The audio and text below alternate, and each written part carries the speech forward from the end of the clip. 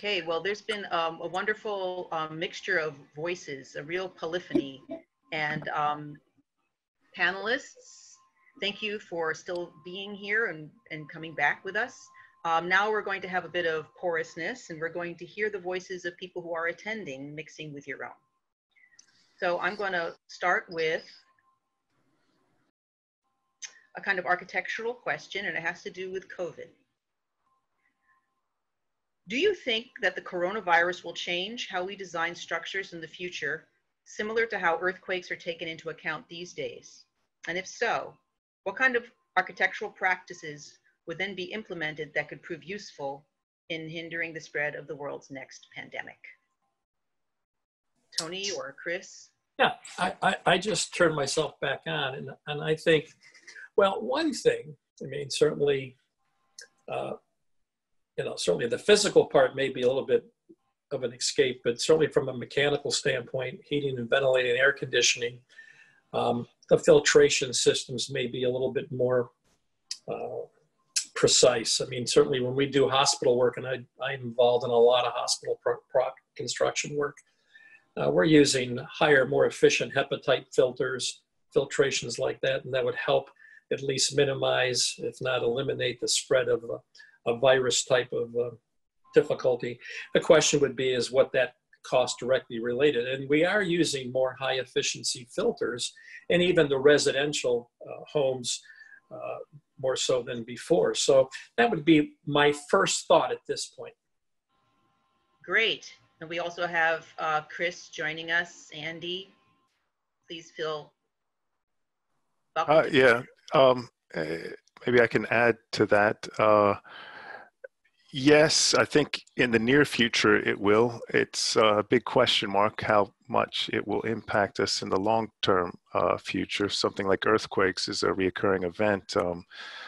Structural stability, of course, is a key factor in designing any building.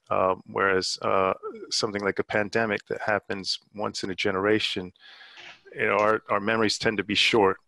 So while we might respect some of these, I guess, lessons we've learned, if the next pandemic isn't for the next 50 or 60 years, how much will some of these lessons really carry on or continue into? So I think that we don't have specific answers on how architecture will evolve, but we also know that due to climate change, we don't know if this is essentially going to be once in 100-year kind of pandemic. We don't know if the frequency is going to increase, right?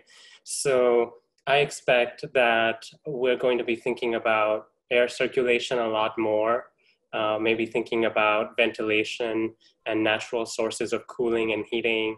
And so hopefully this is a creative opportunity, one, to think about what do we do with all this architecture that exists, and two, to think about how can we make our buildings more sustainable going forward. So many great points there. Susan, please, and then Paul. Of course. From a disability perspective, there are a number of changes that could be helpful. As I read public health experts, I don't think this is the last pandemic we're going to have for the next 50 years. I think we're going to be seeing, because of climate change, more and more happening, more and more viruses coming forward. From a disability perspective, it's imperative that congregate facilities be rethought, redesigned, because we're seeing 11 people in a room who can just reach across and touch someone at any given time. And that's a recipe for pandemic spreading among those people. Even elevators in office buildings or in hospitals and other kinds of buildings need to be larger. These elevators now are very often too small to have more than one person in them at a time. So if you're working in a commercial office building and you're using a scooter or a wheelchair, you certainly can't have someone else in the elevator with you.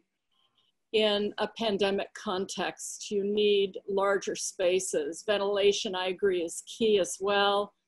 And larger meeting spaces, particularly for people at higher risk, people who are older and people with disabilities, we need less common space. We need more space for gathering, for meeting, so that people need not be on top of each other, but can have social interaction. Yeah, so for us, I think it's really impacting the research and development of what we're considering for future opportunities, and maybe expanding or morphing definitions, so thinking less of micro-design and co-living and more of intentional communities. So say a lot of what we're running into in New York City is folks who are getting to 67 who thought they were going to retire with full Social Security at 67, do the calculations and realize the money they've set aside is not going to last them as a fixed income.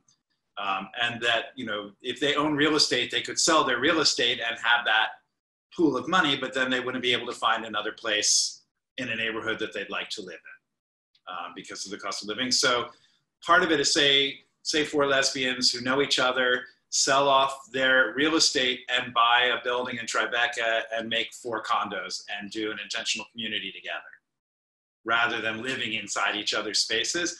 And the other thing is where we look for the real estate, because one of the other things that we're hearing from a lot of folks is rethinking whether they need to stay in New York City and looking at surrounding environments. So we're actually, our mission is specific to the 5 boroughs, but if we're going to build, we're going to be creating LLCs anyway. So we have actually started socializing a proposal with a woman up in Hudson Valley. Mm. So not necessarily being inside the same building, but using the intentional communities model to have separate buildings that are supporting each other. All so beautiful, and I just want to give a little shout out to all the participants we're going to save for phase 2, just to highlight a few of the terms that we can talk about amongst ourselves, namely technology and the fact that whether or not we are disabled, whether or not we are heterosexual or homosexual, we are all going to grow old one day. And this idea of repurposing what is already there, and ventilation in larger areas. So just these are points that we can bring to the table to talk with each other about in phase 2.